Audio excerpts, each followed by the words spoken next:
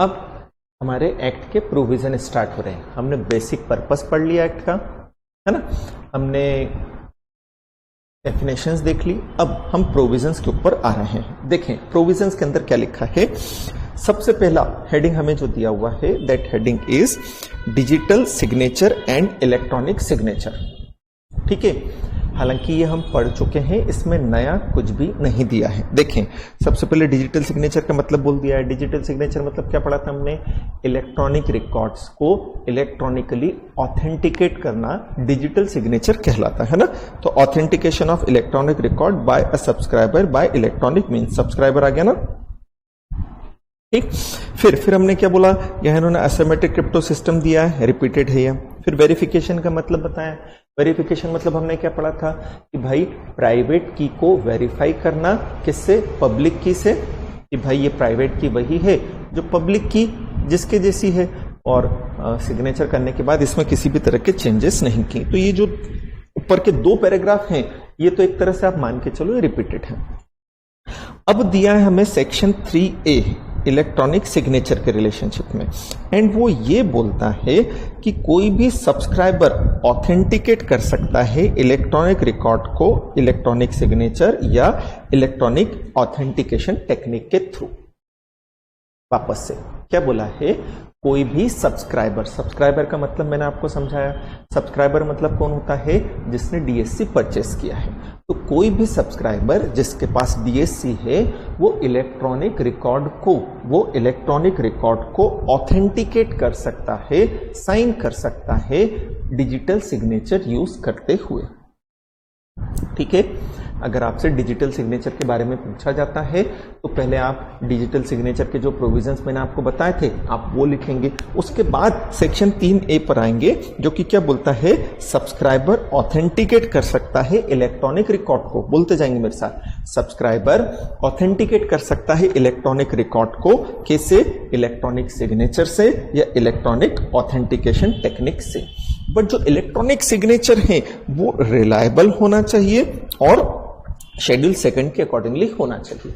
जो electronic signature है ना, वो कैसा होना चाहिए, वो रिलायबल होना चाहिए और शेड्यूल 2 के अकॉर्डिंगली होना चाहिए। ठीक, वापस से जो सब्सक्राइबर है वो ऑथेंटिकेट कर सकता है इलेक्ट्रॉनिक रिकॉर्ड को इलेक्ट्रॉनिक सिग्नेचर से या इलेक्ट्रॉनिक ऑथेंटिकेशन टेक्निक से। बट जो इलेक्ट्रॉनिक सिग्नेचर है वो रिलायबल होना चाहिए एंड शेड्यूल 2 के अकॉर्डिंगली होना चाहिए।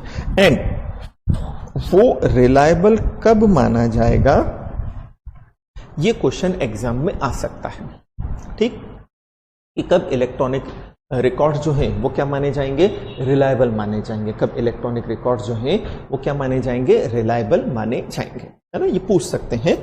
तो रिलायबिलिटी के लिए उन्होंने 5 चीजें बोली हैं। रिलायबिलिटी के लिए उन्होंने 5 चीजें बोली हैं। उन्होंने बोला है ये 5 कंडीशन अगर कंप्लाई होती है ना, तो आपका जो इलेक्ट्रॉनिक रिकॉर्ड है, आपका जो इलेक्ट्रॉनिक सिग्नेचर है, वो क्या माना जाएगा, रिलायबल माना जाएगा। पहला क्या बोला है, जो सिग्नेचर क्रिएशन डेटा है और ऑथेंटिकेशन डेटा जो है, जिस कॉन्टेक्स्ट में वो यूज हो रहा है, जिस कॉन्टेक्स्ट में वो यूज हो रहा है, तो यूं मान के चलो कि जो ये क्या कहने की कोशिश कर रहे हैं कि जो इलेक्ट्रॉनिक रिकॉर्ड है ना, क्या है, जो इलेक्ट्रॉनिक रिकॉर्ड है जिसे डिजिटल सिग्नेचर से साइन किया जा रहा है, जो इलेक्ट्रॉनिक रिकॉर्ड है जिसे डिजिटल सिग्नेचर से साइन किया जा रहा है, वो दोनों ही सब्सक्राइबर के हैं। मतलब डिजिटल सिग्नेचर भी मेरा है और वो इलेक्ट्रॉनिक रिकॉर्ड भी मेरा है ना। ऐसा थोड़ी होगा किसी दूसरे के इलेक्ट्रॉनिक रिकॉर्ड को मैं क्या करूंगा, वेरीफाई करूंगा। तो वो डिजिटल सिग्नेचर भी मेरा है और वो इलेक्ट्रॉनिक रिकॉर्ड भी मेरा है। दूसरा वो चीजें मेरे कंट्रोल में होना चाहिए। आप इन 5 पॉइंट में से कीवर्ड निकाल सकते हो, वो कीवर्ड आपको याद रखना है, बाकी सेंटेंस तो लगभग एक जैसा बना है ना। वो मेरे ही कंट्रोल में होना चाहिए और किसी पर्सन के कंट्रोल में नहीं होना चाहिए। मेरा डीएससी है, मेरे पास होना चाहिए, मेरे कंट्रोल में होना चाहिए और किसी पर्सन के कंट्रोल में नहीं। फिर क्या बोला है कि अगर डीएससी लगाने के बाद उसमें किसी तरह का चेंज होता है तो वो चेंज डिटेक्टेबल होना चाहिए, मालूम पड़ सके।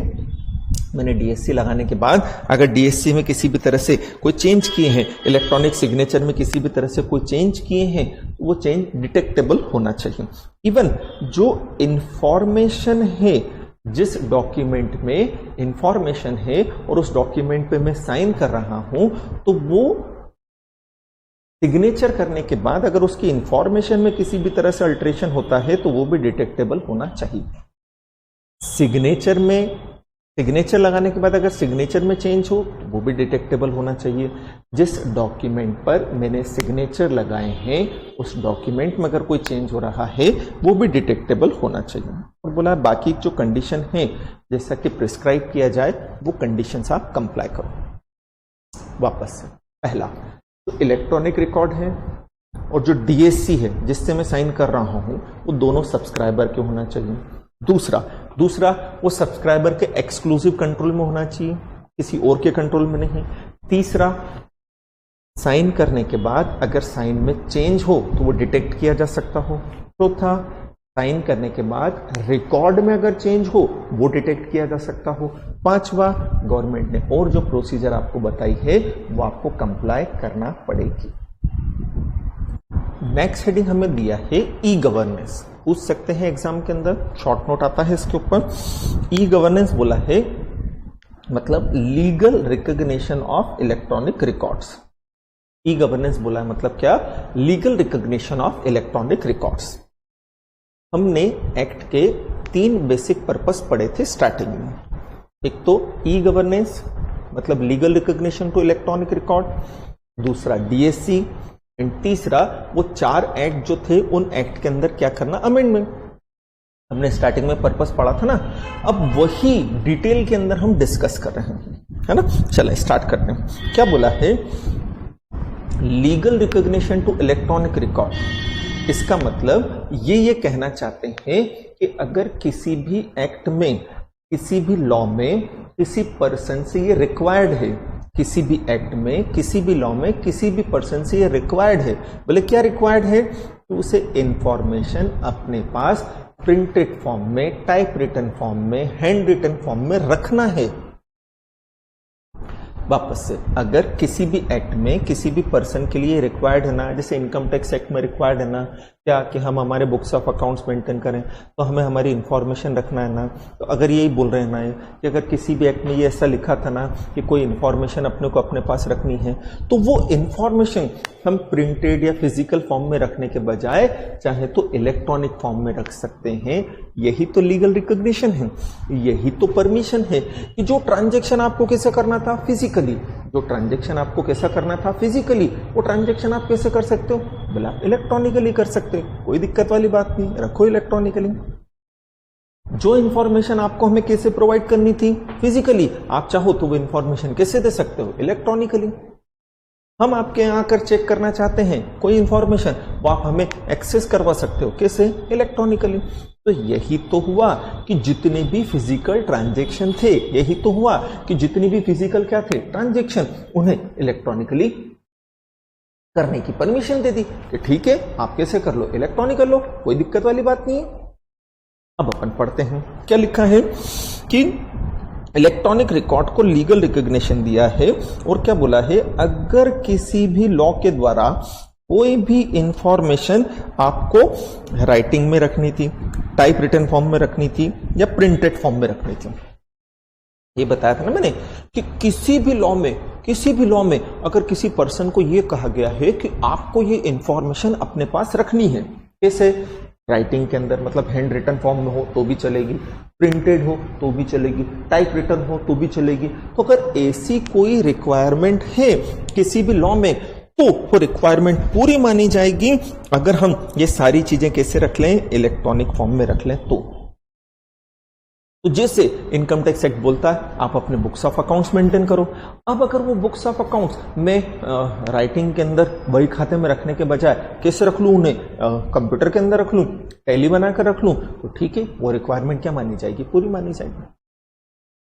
फिर से हम यहां legal recognition to electronic record पढ़ रहे हैं।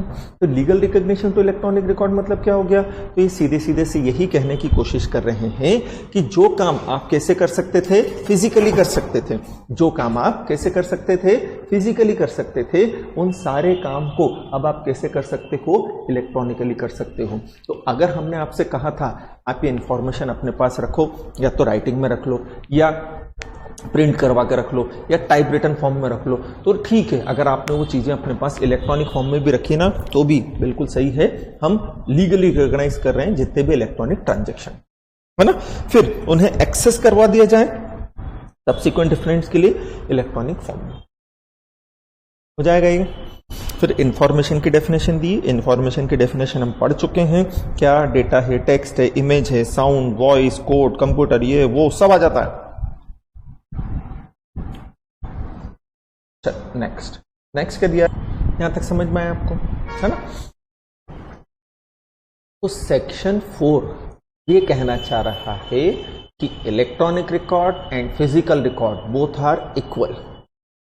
सेक्शन 4 हमें ये कहना चाह रहा है कि electronic record and physical record both are equal. आप चाहे इंफॉर्मेशन इलेक्ट्रॉनिकली रख लो, फिजिकली रख लो, वी डोंट माइंड, हमें तो इंफॉर्मेशन चाहिए, जब हम मांगे आप अवेलेबल करा देना, ठीक है। अब सेक्शन 5 जो दिया है, जैसे हमने इलेक्ट्रॉनिक रिकॉर्ड को क्या दिया था, लीगल रिकॉग्निशन, ये इलेक्ट्रॉनिक सिग्नेचर को क्या दे रहा है, लीगल रिकॉग्निशन। सेक्शन 5 जो है, जैसे हमने इलेक्ट्रॉनिक रिकॉर्ड को क्या दिया था, लीगल रिकॉग्निशन। सेक्शन 4 में हमने बोला था इलेक्ट्रॉनिक रिकॉर्ड, फिजिकल रिकॉर्ड दोनों क्या है, सेम है। अब ये बोल रहा है फिजिकल ट्रांजैक्शन पर फिजिकली साइन होता था, इलेक्ट्रॉनिक ट्रांजैक्शन पर इलेक्ट्रॉनिकली साइन होता था, ये दोनों को भी सेम कर रहा है।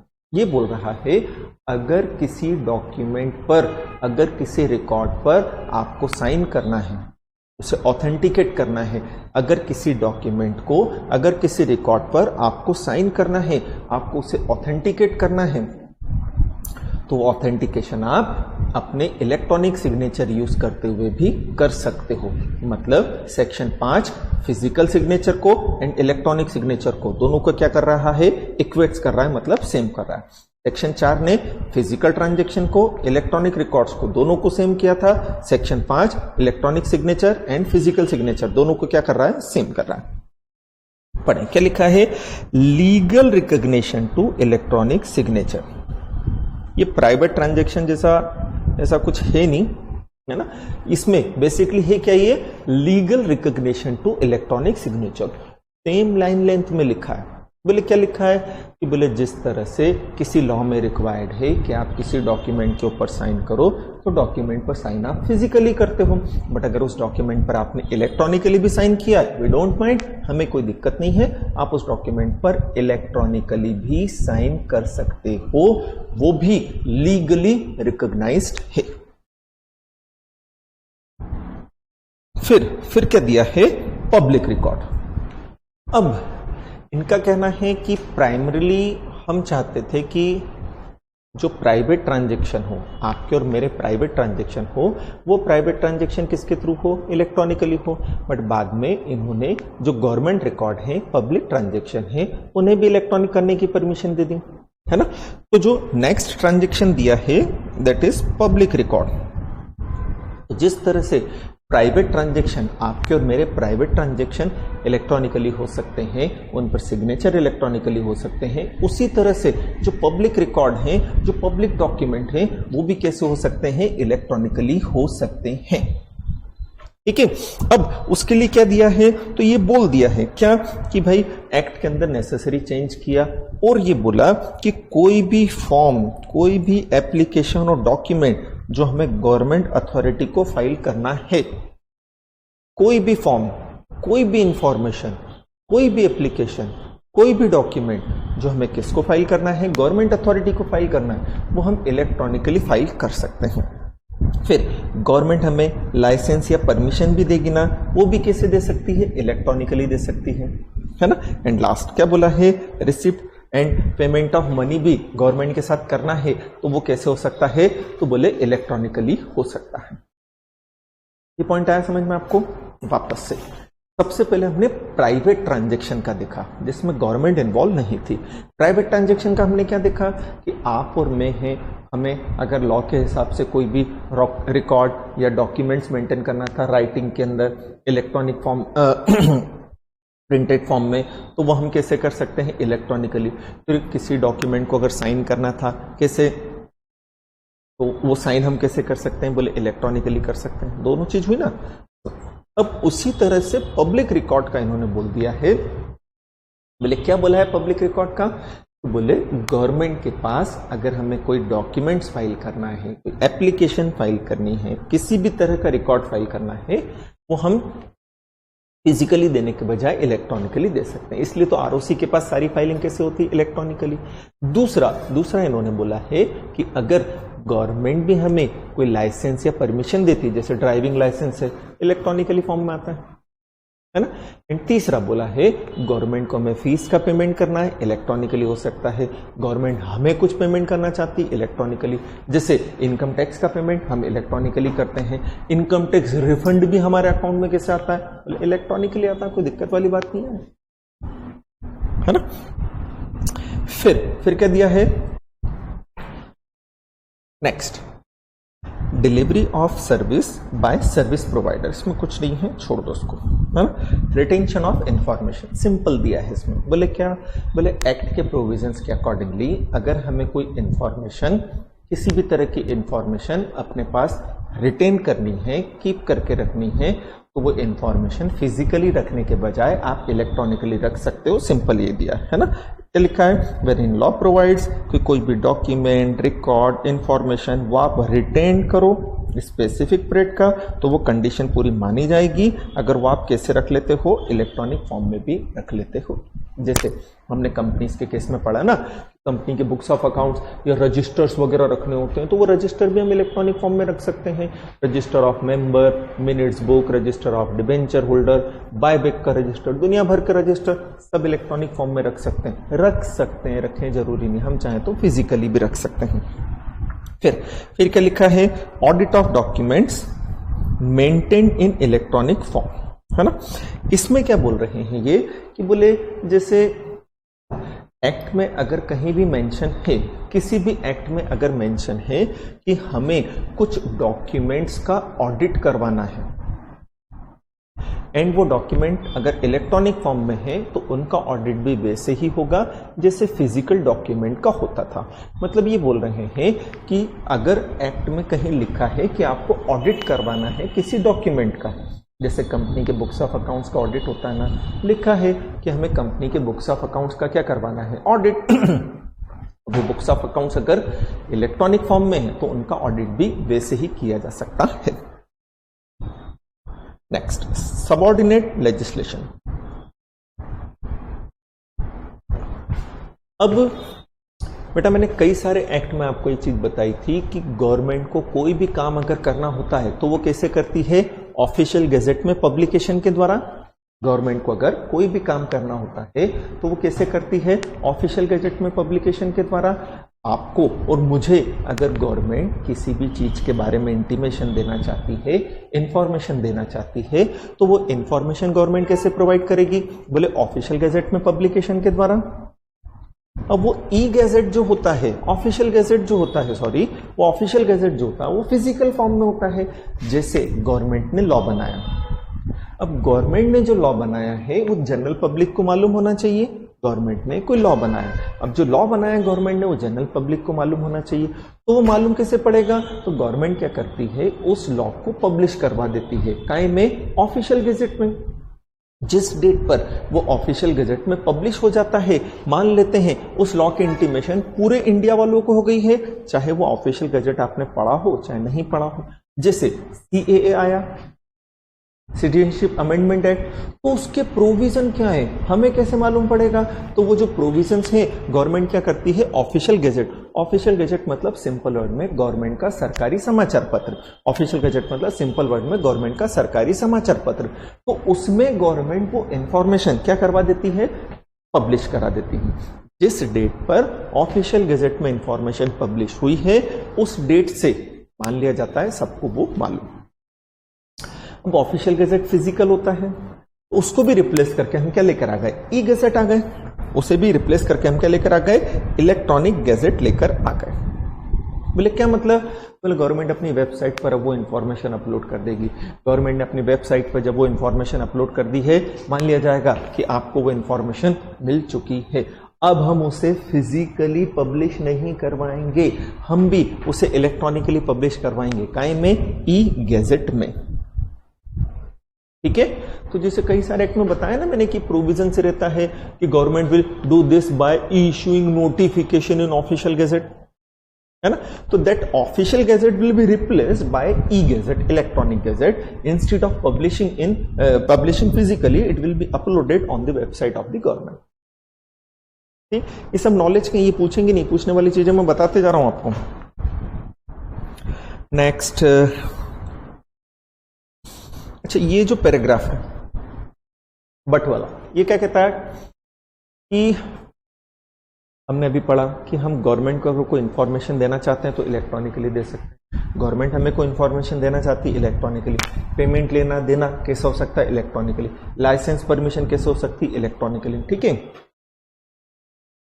अब क्या, मान लो गवर्नमेंट के किसी डिपार्टमेंट को हमें पेमेंट करना है, गवर्नमेंट के किसी डिपार्टमेंट को हमें क्या करना है? पेमेंट। बट गवर्नमेंट के उस डिपार्टमेंट के पास इलेक्ट्रॉनिक पेमेंट रिसीव करने की फैसिलिटी नहीं है। हमें गवर्नमेंट के किसी डिपार्टमेंट को पेमेंट करना है, बट गवर्नमेंट के उस डिपार्टमेंट के पास इलेक्ट्रॉनिकली पेमेंट रिसीव करने की फैसिलिटी नहीं है। तो क्या हम इंसिस्ट कर सकते हैं कि नहीं, हमें तो आईटी एक्ट में पढ़ा था कि नहीं, हम तो पेमेंट कैसे करेंगे? इलेक्ट्रॉनिक फॉर्म में करेंगे, गवर्नमेंट ले ही। बोले नहीं यार, इंसिस्ट नहीं कर सकते। बोले क्या मतलब? बोले अगर किसी गवर्नमेंट डिपार्टमेंट में ई ट्रांजैक्शन की फैसिलिटी नहीं है तो आप गवर्नमेंट को इंसिस्ट नहीं कर सकते हो। गवर्नमेंट जिस फॉर्मेट में ट्रांजैक्शन करती थी उसी फॉर्मेट में करेगी। आप गवर्नमेंट के पीछे नहीं लग सकते हो, आप गवर्नमेंट को इंसिस्ट नहीं कर सकते हो। तो यहां यही दिया है क्या कि shall not give any right to person to insist any government agency की ट्रांजैक्शन इलेक्ट्रॉनिक फॉर्म में ही किया जाए। अगर गवर्नमेंट के एंड पर वो फैसिलिटी अवेलेबल है तो गवर्नमेंट वो फैसिलिटी दे देगी, अदरवाइज आप जिद मत करना। Next, validity of contract formed through electronic means. तो इंट्रोडक्शन देते समय मैंने आपको बताया था कि ट्रांजैक्शन कैसे किए जा सकते हैं, तो बोले इलेक्ट्रॉनिकली भी किए जा सकते हैं, कॉन्ट्रैक्ट भी इलेक्ट्रॉनिक हो सकता है। अच्छा, कॉन्ट्रैक्ट का अपना याद है, सबसे पहले क्या होता है? ऑफर। फिर ऑफर का क्या होता है? एक्सेप्टेंस। तो क्या बनता है? प्रॉमिस। प्रॉमिस के साथ कंसिडरेशन, तो क्या बन जाएगा? Agreement. Agreement enforceable by law, तो क्या बन जाएगा? कॉन्ट्रैक्ट। ये सारे काम हम फिजिकल करते थे, ऑफर फिजिकल दिया, एक्सेप्टेंस फिजिकल आया, each and everything. Now it can be done electronically. मैं ऑफर इलेक्ट्रॉनिकली दे सकता हूं, आप एक्सेप्टेंस इलेक्ट्रॉनिकली दे सकते हो, मैं कंसिडरेशन इलेक्ट्रॉनिकली पे कर सकता हूं, आप गुड्स की डिलीवरी मुझे इलेक्ट्रॉनिकली दे सकते हो। Each and everything can be done in electronic form now. ठीक है। तो इन्होंने ये बोल दिया है कि अगर कोई कॉन्ट्रैक्ट इलेक्ट्रॉनिकली हुआ था जिसमें ऑफर फिजिकल नहीं था, एक्सेप्टेंस फिजिकल नहीं था, सारी चीजें कैसी थी? इलेक्ट्रॉनिक फॉर्म में थी, बोले वो भी वैलिड मानी जाएगी, वो भी वैलिड मानी जाएगी, भले वो इलेक्ट्रॉनिक फॉर्म में है। तो ये पैराग्राफ क्या कर रहा है? ई कॉन्ट्रैक्ट को रिकॉग्निशन दे रहा है। ये पैराग्राफ क्या कर रहा है? इलेक्ट्रॉनिक कॉन्ट्रैक्ट को रिकॉग्निशन दे रहा है। बोले हाँ, बिल्कुल दे रहा है। नेक्स्ट क्या दिया है? नेक्स्ट हमें दिया हुआ है attribution and dispatch of electronic records, है ना। एट्रीब्यूशन मतलब वो इलेक्ट्रॉनिक रिकॉर्ड किससे रिलेटेड है, किससे कनेक्टेड है। डिस्पैच मतलब भेजना। हमने पढ़ा था ओरिजिनेटर एंड एड्रेसी, इंटरमीडियरी। तो हमने बोला था कि वो इलेक्ट्रॉनिक रिकॉर्ड जो डिस्पैच किया गया है वो रिलेटेड होता है ओरिजिनेटर से, चाहे वो ओरिजिनेटर ने खुद भेजा हो, उसके बिहाफ पर किसी ऑथोराइज पर्सन ने भेजा हो, या ओरिजिनेटर के पास एक ऐसा सिस्टम है जहां से ऑटोमेटिक इंफॉर्मेशन जाती हैं वापस से।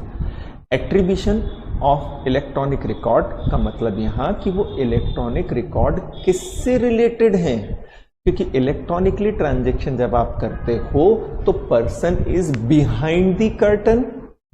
आपके पास मेल आया, किसने भेजा क्या मालूम, उसके कंटेंट्स किसने लिखे क्या मालूम।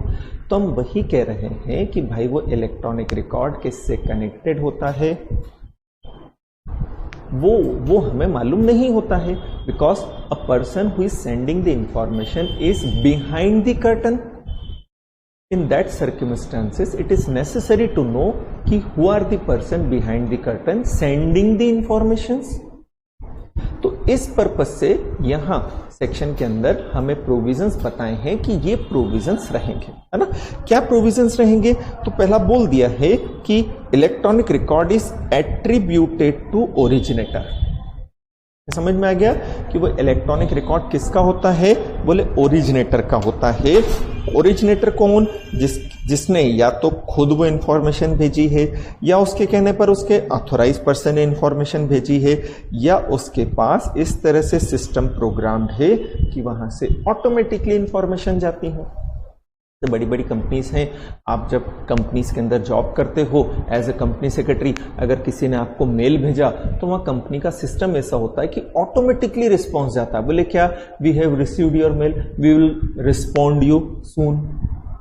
तो वो कोई पर्सन बैठा हुआ नहीं है, बट उनका प्रोग्राम इस तरह से है। जैसे हम सिंपल एग्जांपल लेते हैं हमारे व्हाट्सएप का। क्या हमने मैसेज भेजा तो पहले एक टिक आया, तो एक टिक किसी ने बनाया नहीं है, वो प्रोग्राम इस तरह से कि मैसेज वहां पहुंचा तो एक टिक, फिर दो टिक आ जाता मतलब डिलीवर्ड हो गया, फिर वो कलर चेंज हो जाता मतलब भाई ने पढ़ लिया, चाहे पढ़ा हो चाहे नहीं पढ़ा हो, उसने अगर देख भी लिया तो कलर चेंज हो जाता। तो ये कोई व्यक्ति कर नहीं रहा है वहां बैठकर, वो प्रोग्राम इस तरह से है कि ऑटोमेटिकली हो रहा है। बट माना तो ये जाएगा कि व्हाट्सएप कर रहा है, माना तो ये जाएगा ना कि ये सब किसने किया? व्हाट्सएप ने किया। ठीक है, तो उसी रिलेशनशिप में यहां बोल दिया है कि ओरिजिनेटर खुद इंफॉर्मेशन भेज सकता है, ओरिजिनेटर के बिहाफ पर ऑथोराइज पर्सन इंफॉर्मेशन भेज सकता है, या ओरिजिनेटर के पास सिस्टम इस तरह से है कि वहां से ऑटोमेटिकली इंफॉर्मेशन जाती है ना। But information will be attributed to originator. वो किससे कनेक्टेड मानी जाएगी? ओरिजिनेटर से। ठीक है, फिर बोला है कि हमने एड्रेसी को इंफॉर्मेशन दे दी, अब उसे इंफॉर्मेशन मिल गई है तो वो एक्नॉलेजमेंट कैसे दे? हमने एड्रेसी को इंफॉर्मेशन दे दी, अब उसे इंफॉर्मेशन मिल चुकी है, उसका वो एक्नॉलेजमेंट कैसे दे, एक्सेप्टेंस कैसे दे? क्योंकि जब वो हमें एक्नॉलेजमेंट देगा तब हमें मालूम पड़ेगा ना कि भाई को इंफॉर्मेशन मिल चुकी है। आप समझे मेरी बात? तो बोले एक्नॉलेजमेंट के बारे में सबसे पहले तो बोल दिया है आप दोनों के बीच में एग्रीमेंट देख लो। दोनों मतलब ओरिजिनेटर और एड्रेसी के बीच में आप एग्रीमेंट देख लो। बोले किस बात का एग्रीमेंट देखें? कि बोले कब, किस मैनर में एक्नॉलेजमेंट ऑफ रिसिप्ट दिया जाएगा। मतलब एड्रेसी को इंफॉर्मेशन मिल चुकी है, इसका वो एक्नॉलेजमेंट किस तरीके से देगा, तो ये ओरिजिनेटर और एड्रेसी मिलकर डिटरमाइन कर सकते हैं। पहली चीज आके समझ में। फिर आगे क्या बोला? अगर नहीं है तो फिर एक्नॉलेजमेंट इस तरह से दिया जा सकता है। पहला, कम्युनिकेशन आ जाए एड्रेसी के बिहाफ पर, चाहे वो ऑटोमेटिक हो या अदरवाइज हो। ऑटोमेटिक बताया ना, जैसे मैंने मेल भेजा एड्रेसी को, वहां से इमीडिएटली रिस्पॉन्स आ गया कि हमें आपका मेल मिल गया है, हम आपको रिस्पॉन्स करेंगे। तो कम से कम मुझे एक्नॉलेजमेंट तो मिल गया कि उसे मेल मिला है, या मैंने उसे मेल भेजा, उसने पढ़ने के बाद रिस्पॉन्स किया, बोले ठीक है मेरे को मेल मिल गया, मैं बताता हूं तेरे को। समझ में आया आपको? तो या तो एड्रेसी की तरफ से कम्युनिकेशन आए, that communication may be automatic और मैनुअल अदरवाइज, है ना।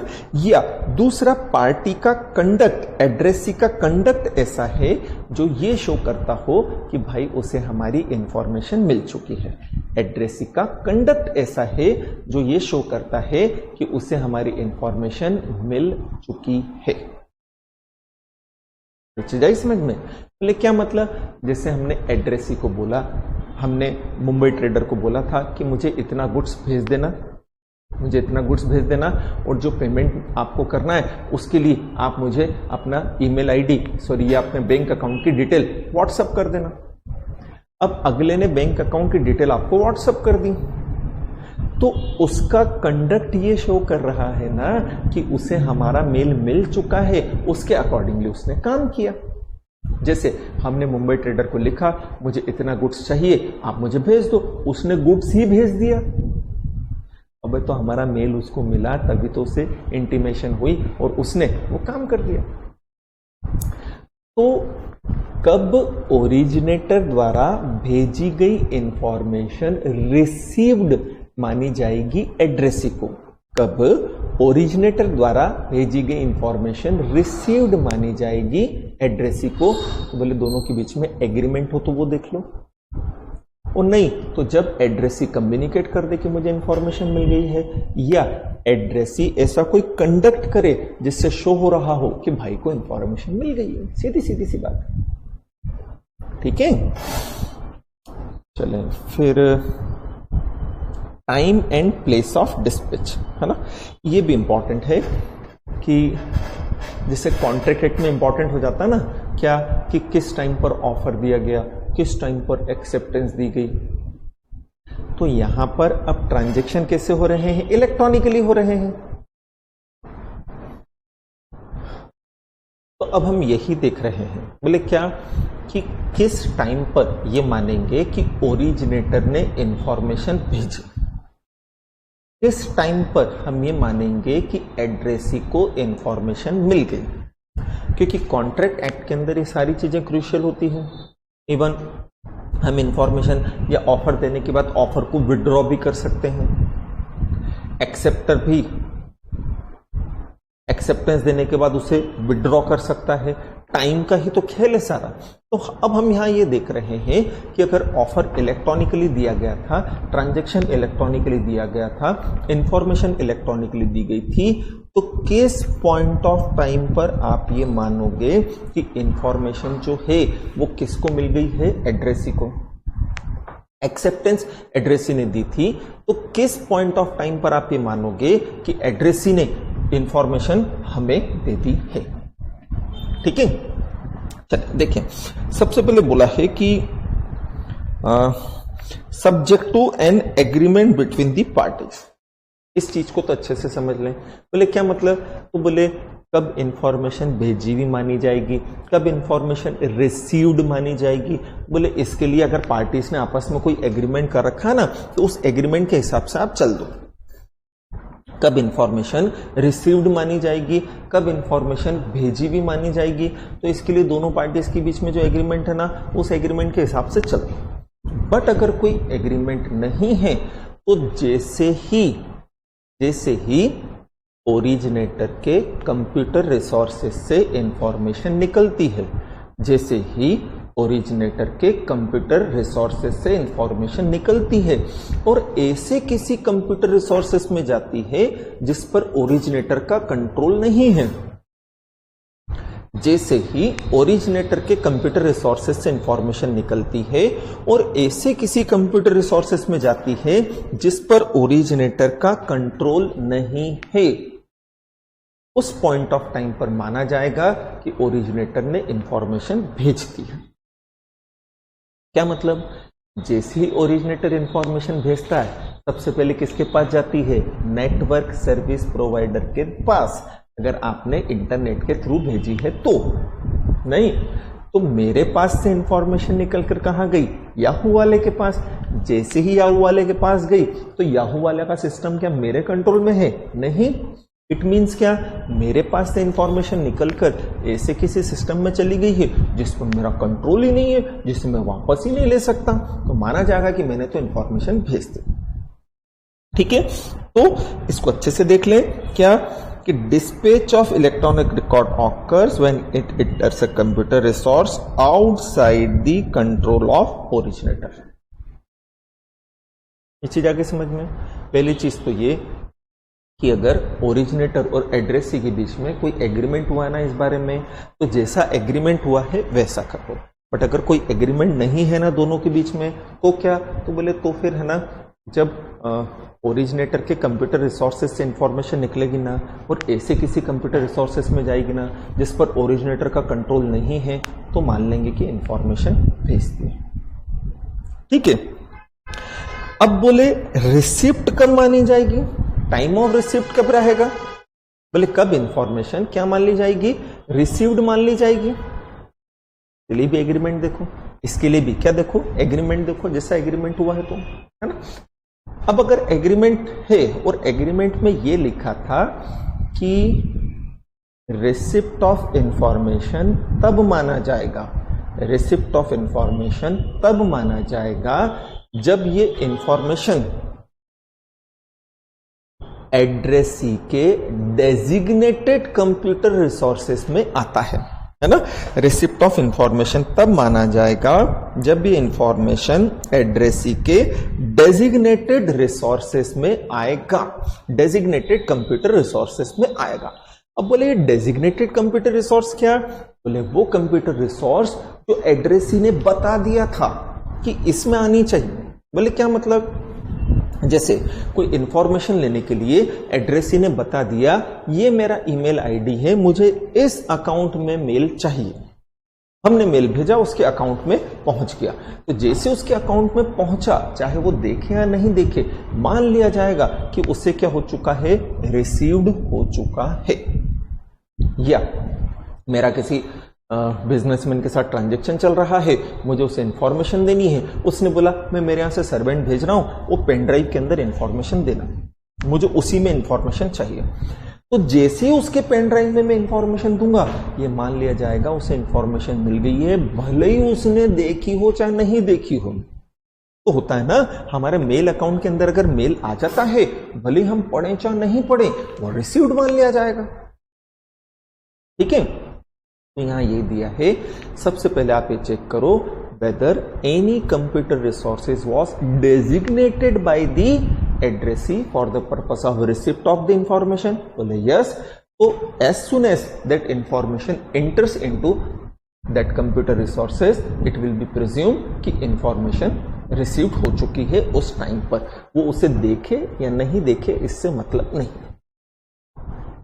ठीक है, अब क्या हुआ कि भाई हमने जो उसने डेजिग्नेटेड किया था कंप्यूटर रिसोर्स, उसमें इंफॉर्मेशन नहीं दी, हमने उसे इंफॉर्मेशन तो दे दी बट उसमें नहीं दी जो उसने डेजिग्नेट किया था।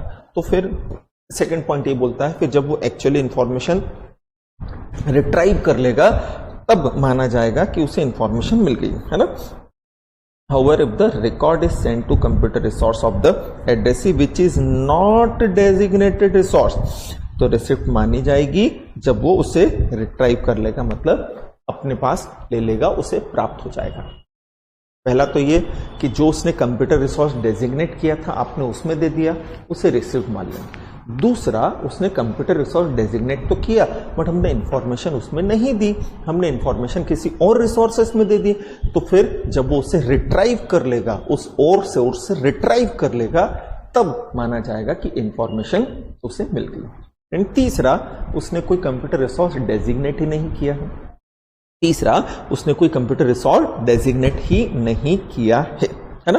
तो फिर एड्रेसी के किसी भी कंप्यूटर रिसोर्स में अगर इंफॉर्मेशन चली जाती है, एड्रेसी के किसी भी कंप्यूटर रिसोर्सेस में अगर इंफॉर्मेशन चली जाती है, मान लिया जाएगा उसे रिसीव्ड हो गया। क्योंकि addressee has not designated resource, receipt occurs when electronic record enter the computer resource of addressee. ठीक है, तीन चीजें। पहली चीज हमने बोली, उसने रिसोर्स डेजिग्नेट बता दिया था कंप्यूटर रिसोर्सेज, तो उसमें एंट्री आ जाएगी तब। उसने बताया बट हमने दूसरे में भेजा, तो उस दूसरे से वो रिट्राइव कर ले तब। एंड तीसरा, उसने बताया ही नहीं तो हम किसी भी उसके रिसोर्सेस में दे देंगे तब। वो देखे नहीं देखे इससे मतलब नहीं, मैंने बोला था ये मेरा ईमेल आईडी है, इसमें मेल भेज देना, सामने वाले ने भेज दिया, मुझे रिसीव मान लिया जाएगा।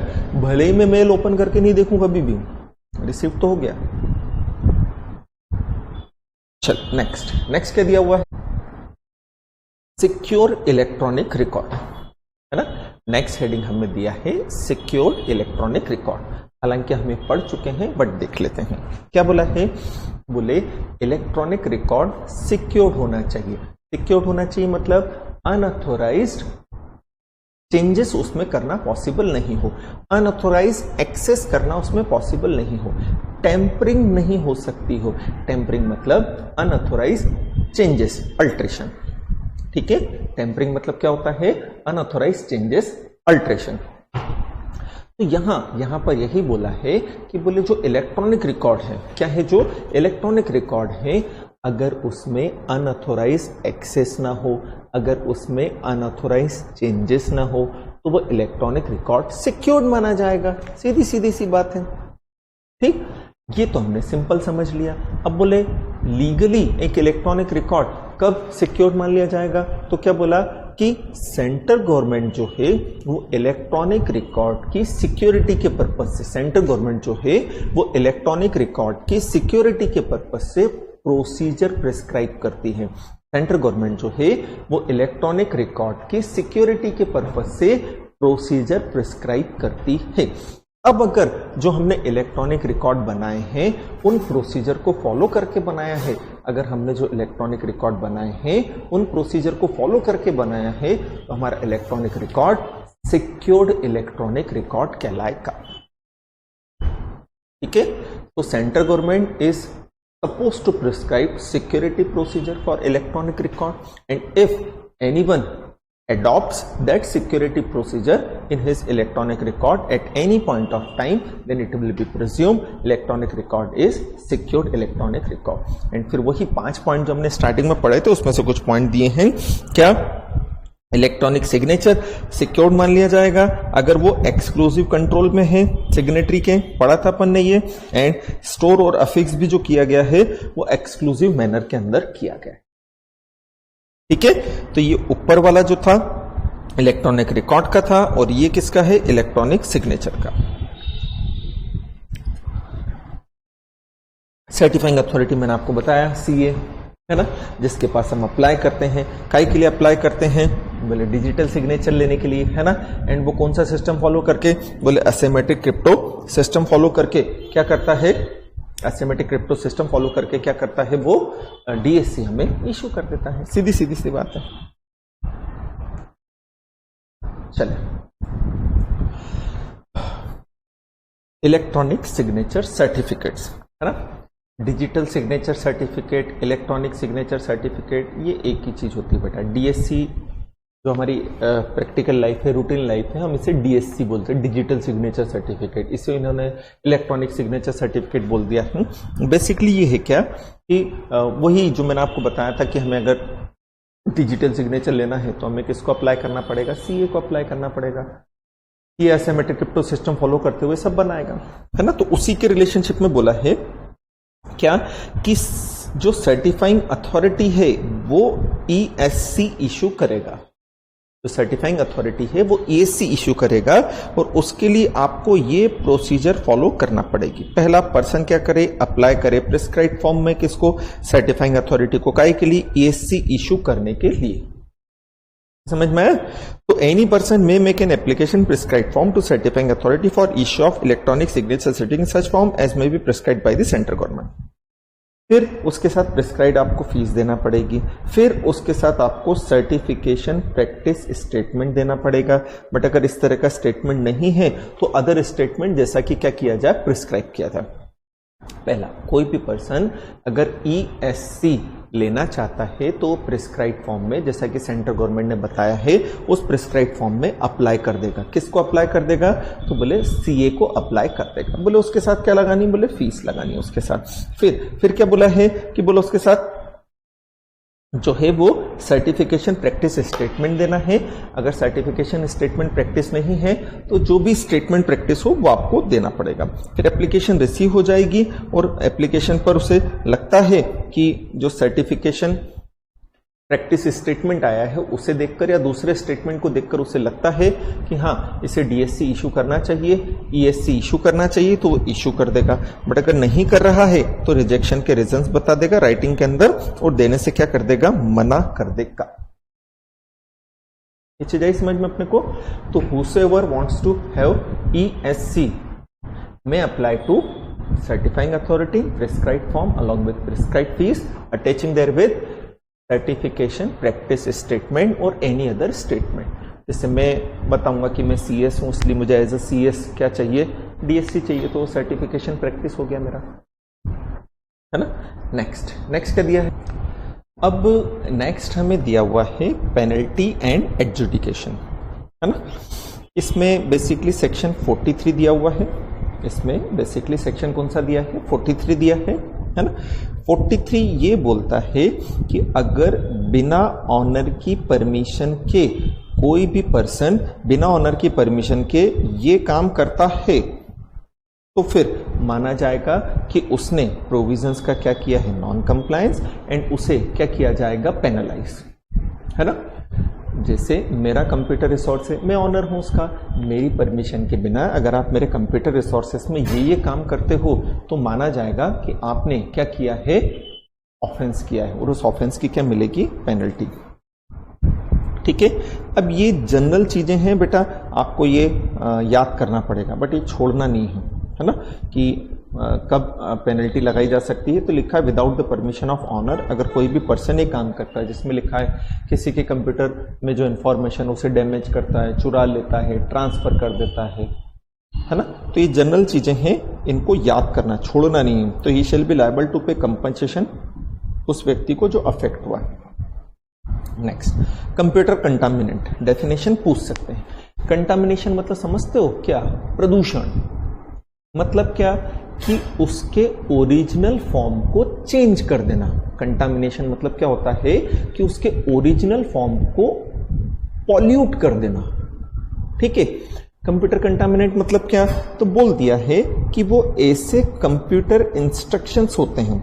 कंप्यूटर कंटामिनेंट मतलब क्या होते हैं, वो ऐसे कंप्यूटर इंस्ट्रक्शंस होते हैं जो कंप्यूटर के अंदर जो भी इंफॉर्मेशन है, कंप्यूटर का जो भी सिस्टम है, उसे मॉडिफाई कर दें, डिस्ट्रॉय कर दें, रिकॉर्ड कर दें, ट्रांसमिट कर दें, है ना। वापस समझा, कंटामिनेशन मतलब होता है पॉल्यूट कर देना। पॉल्यूट करना मतलब वो चीज जिस लायक थी अब उस लायक नहीं है। जैसे वाटर कंटामिनेशन, वाटर हमारे पीने के लायक होता है, अब अगर हम उसे कंटामिनेट करते हैं तो वो इस तरह से पॉल्यूट हो जाता है कि हमारे लायक अब नहीं बचा है। तो इसी तरह से हमारा कंप्यूटर रिसोर्स है जिसे किसी ने कंटामिनेट कर दिया है, मतलब उसे पॉल्यूट कर दिया है। अगर उसे पॉल्यूट कर दिया है मतलब वो कंप्यूटर रिसोर्सेज अब हमारे यूज के लायक नहीं बचा है। और वो कैसे होता है, तो बोल दिया है कि कंप्यूटर कंटामिनेट मतलब सेट ऑफ कंप्यूटर इंस्ट्रक्शंस होते हैं which are design to modify, destroy, record, transmit data, program residing within a computer system और computer network। तो जो कंप्यूटर सिस्टम के अंदर जो भी डेटा या प्रोग्राम है, कंप्यूटर सिस्टम के अंदर जो भी डेटा या प्रोग्राम है, अगर उस कंप्यूटर सिस्टम में ऐसा कोई इंस्ट्रक्शंस डाल दिए जाएं जो उस डेटा या प्रोग्राम को क्या कर दे, बोले मॉडिफाई कर दे, डिस्ट्रॉय कर दे, रिकॉर्ड कर दे, ट्रांसमिट कर दे, तो माना जाएगा आपने कंप्यूटर क्या कर दिया है, कंटामिनेट, है ना।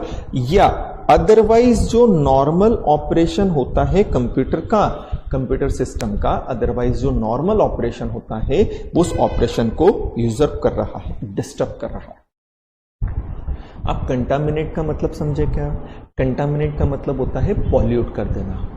कोई चीज अगर पॉल्यूट हो जाती है तो जिस चीज वो चीज जिसके लायक थी अब वो उस लायक बची का। जैसे मैंने आपको वाटर का एग्जाम दिया ना, जैसे हमारा फूड है, अगर वो फूड कंटामिनेट हो गया है तो फूड खाने के लिए होता है, अब आप उसे खाओगे क्या, नहीं। तो उसी तरह से कंप्यूटर कंटामिनेट मतलब हम कंप्यूटर को यूज कर सकते हैं। कंप्यूटर को यूज काहे के लिए करेंगे, उसमें जो इंफॉर्मेशन है, उसमें जो डेटा है, उसमें जो प्रोग्राम है वो हमें हेल्प करेगा। बट कंटामिनेट किया मतलब हमने उस डेटा को या प्रोग्राम को मॉडिफाई कर दिया, डिस्ट्रॉय कर दिया है, ट्रांसमिट कर दिया है, जिससे हम यूज ही नहीं कर पा रहे हैं। ठीक है, या हमने क्या किया है, बोले कि इस तरह से कंप्यूटर के नॉर्मल ऑपरेशन को अफेक्ट कर दिया है कि नॉर्मली जिस यूज के लायक कंप्यूटर था अब उस यूज के लायक वो नहीं बचा है। कंप्यूटर डेटाबेस छोड़ दें, कोई दिक्कत नहीं है। कंप्यूटर वायरस, वायरस समझते हो ना, वायरस मतलब क्या होता है, एक सॉफ्टवेयर होता है, सेट ऑफ इंस्ट्रक्शंस होता है जो कंप्यूटर के नॉर्मल फंक्शंस को डिस्ट्रॉय कर देता है। तो means any computer instructions, information, data, program जो डिस्ट्रॉय करता है, डैमेज करता है, डिसग्रेड्स करता है, एडवर्सली अफेक्ट करता है कंप्यूटर के परफॉर्मेंस को, कंप्यूटर रिसोर्सेस के परफॉर्मेंस को। ठीक है, अच्छा वायरस नॉर्मली क्या होता है बेटा, जैसे हमारी बॉडी के अंदर अगर वायरस आ जाता है तो होता है क्या है, हमारी बॉडी जो नॉर्मल फंक्शन कर सकती है वो नॉर्मल फंक्शन करने लायक नहीं बचती है। तो इसी तरह से अगर कंप्यूटर में वायरस आ जाता है तो कंप्यूटर नॉर्मल जो फंक्शन कर सकता है वो उस फंक्शन करने लायक नहीं बचता है। तो ये माना जाएगा कि कंप्यूटर के अंदर क्या आ चुका है, वायरस। ये याद करना है बेटा। डैमेज तो सिंपल होता है, डिस्ट्रॉय कर दें, अल्टर कर दें, डिलीट कर दें, मॉडिफाई कर दें, है ना। कंप्यूटर सोर्स कोड इसमें कुछ नहीं। चलिए, compensation for failure to protect data, यह हेडिंग बहुत इंपॉर्टेंट है, एग्जाम में पूछे जाने लायक है। ठीक है, अब इस हेडिंग के अंदर क्या दिया है, इनका ये कहना पड़ रहा है जैसे कोई भी बॉडी कॉर्पोरेट है, कोई भी क्या है बॉडी कॉर्पोरेट जिसके पास किसी पर्सन की सेंसिटिव इंफॉर्मेशन है, पर्सनल इंफॉर्मेशन है। जैसे सपोज बैंक है, बैंक के पास हमारी पर्सनल इंफॉर्मेशन होती है, हमारा पैन, हमारा आधार, हमारी डेट ऑफ बर्थ, सारी चीजें, थंब इंप्रेशन सब तो है बैंक के पास, है ना।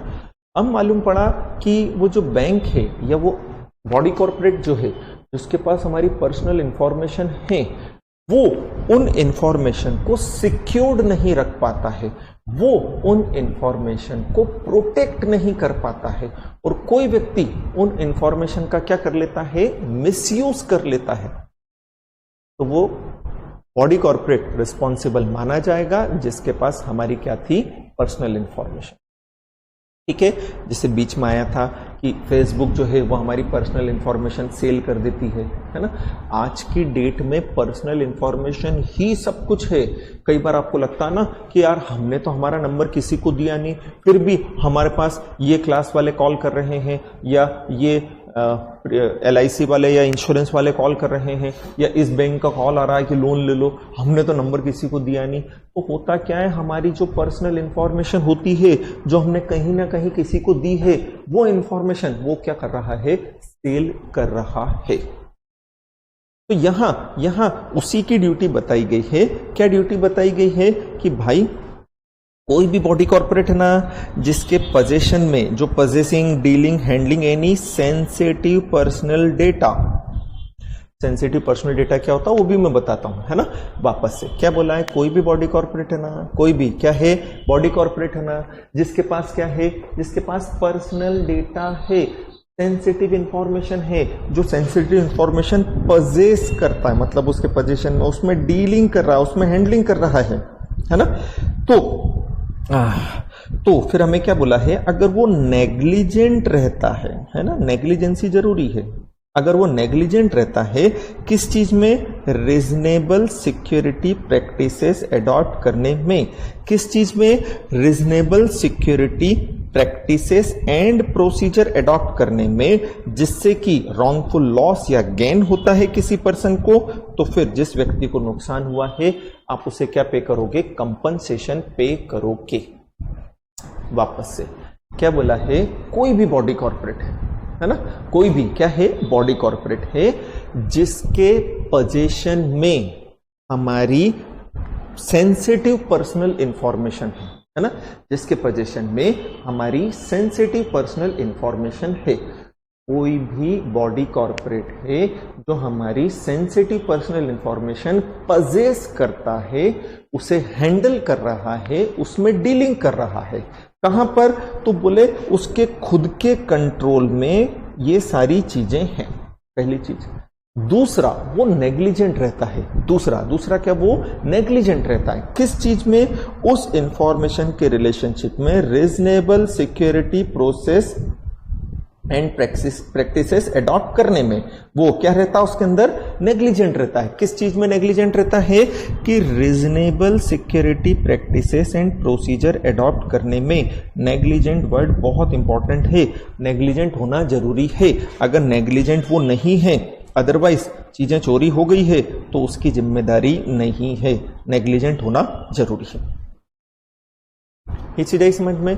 वापस से, कोई भी बॉडी कॉर्पोरेट है जो पजेस करता है, डील करता है, हैंडल करता है। कोई भी बॉडी कॉर्पोरेट है जो पजेस करता है, डील करता है, हैंडल करता है। किस चीज को, सेंसिटिव पर्सनल इंफॉर्मेशन को। किस चीज को, सेंसिटिव पर्सनल इंफॉर्मेशन को। तो फिर है ना उसे नेग्लिजेंट नहीं रहना, उसे सावधानी रखनी है। बट अगर वो नेग्लिजेंट रहता है किस चीज में, reasonable security practices and procedure adopt करने में। किस चीज में बेटा, रीजनेबल सिक्योरिटी प्रैक्टिसेस, मतलब उस इंफॉर्मेशन को सिक्योर रखने में। तो ऐसी सिचुएशन में अगर किसी पर्सन को इससे लॉस होता है तो उस लॉस के लिए आप उस व्यक्ति को क्या प्रोवाइड करोगे? कंपनसेशन। ठीक है, बॉडी कॉर्पोरेट के अंदर यहाँ कंपनी, फर्म को, प्रोप्राइटरशिप को, सबको इंक्लूड कर दिया है, सभी व्यक्ति इसके अंदर इंक्लूडेड है ना। फिर reasonable security process, practice and procedure, ये इंपॉर्टेंट बनता है, ये अलग से भी पूछ सकते हैं। Reasonable security practices and procedure, तो इसका इन्होंने सीधे सीधे से वही मतलब बोला है, बोले क्या कि अनऑथोराइज एक्सेस, डैमेज, यूज और मॉडिफिकेशन से प्रोटेक्शन देना। मतलब इस तरह की सिक्योरिटी प्रोसीजर अडॉप्ट करना, इस तरह की सिक्योरिटी प्रोसीजर अडॉप्ट करना कि आपके पास किसी व्यक्ति की जो पर्सनल इंफॉर्मेशन है, जो सेंसिटिव इंफॉर्मेशन है, उसे अनऑथोराइज एक्सेस से बचाना, उसे डिस्ट्रॉय होने से बचाना, उसे अनऑथोराइज यूज से बचाना, उसे अनऑथोराइज मॉडिफिकेशन से बचाना, उसे अनऑथोराइज एक्सेस से बचाना। वापस से, हमारे पास जब किसी पर्सन की पर्सनल सेंसिटिव इंफॉर्मेशन है तो हमारी ड्यूटी बनती है कि हम अनऑथोराइज एक्सेस से, अनऑथोराइज यूज से उसे प्रोटेक्ट करें। अगर हम ऐसा कर रहे हैं तो बहुत अच्छा कर रहे हैं। तो अगर हमने हमारे यहाँ सिक्योरिटी प्रोसेस अडॉप्ट की है, कौन सी सिक्योरिटी प्रोसेस? तो बोले वो सिक्योरिटी प्रोसेस जो आपके और उस कंपनी के बीच में डिसाइड हो गई थी एग्रीमेंट के द्वारा।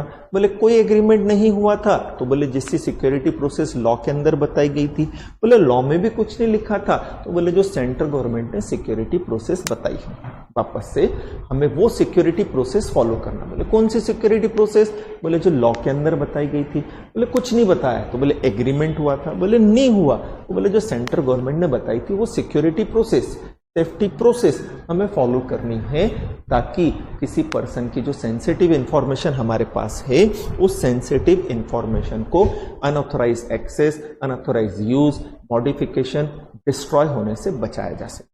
बट अगर हम उसमें नेग्लिजेंट रहते हैं तो फिर हमें क्या पे करना पड़ेगा? कंपनसेशन। क्लियर हुआ ये? चलिए फिर क्या दिया?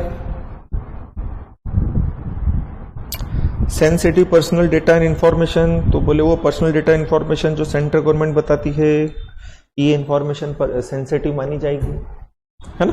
फिर अगर एक व्यक्ति को इस एक्ट के हिसाब से रिटर्न फाइल करने थे, भाई ने रिटर्न फाइल नहीं किया ना, तो 10,000 रुपए का फाइन लगता है एवरीडे के हिसाब से।